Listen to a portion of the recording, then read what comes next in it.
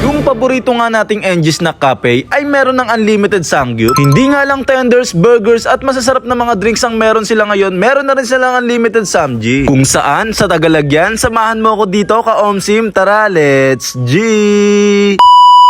Ngayong araw, meron ako nalaman. Masarap na pudripan kaya't aking pinuntahan. Dito yan sa may NG Snack Cafe Tagalog Branch na matatagpuan sa may number 65 Tagalog Road, Barangay Tagalog, Valenzuela City. Dito lang sila sa may kahabaan ng Tagalog Road, dito sa may dampa sa Tagalog, tabi ng Camia Street. Nagpunta kami dito sa NG Snack Cafe dahil meron na silang unlimited samgyup. Ganto yung itsura ng dining area nila, maaliwalas, maraming tables and chairs. Kaya para sa mga taga Barangay Tagalog ay meron na kayo ditong unlimited samgyup. At para na rin sa mga customer ng NG Snack Cafe na hindi pa nga ito alam, pwede nyo na nga itong masubukan. Ito nga lang yung sangyup sala na nakita ko na nag-open hanggang madaling araw dahil open sila daily from 3 PM to 3 AM. Nakakatuwa talaga dito sa NG Snack Cafe dahil nagsimula lang sila sa online dati. Ngayon, eto na yung pangalawang branch nila na merong cafe at unlimited sangyup pa. Bali, yung sinubukan namin dyan ay yung 359 para unlimited meat na lahat at unlimited side dishes, unlimited rice pa. Tama ang narinig mo ka-Omsim, unlimited beef, chicken, pork, unlimited side dishes, unlimited rice at unlimited lettuce. Pwede rin kayo mag-add dito ng pork enoki roll at meron pork samyang roll. Pwede rin mag-add ng enoki mushroom at garlic buttered shrimp and squid. Dagdagan pa natin yan ng unlimited cheese, unlimited blue lemonade for only 65 pesos per head. Syempre,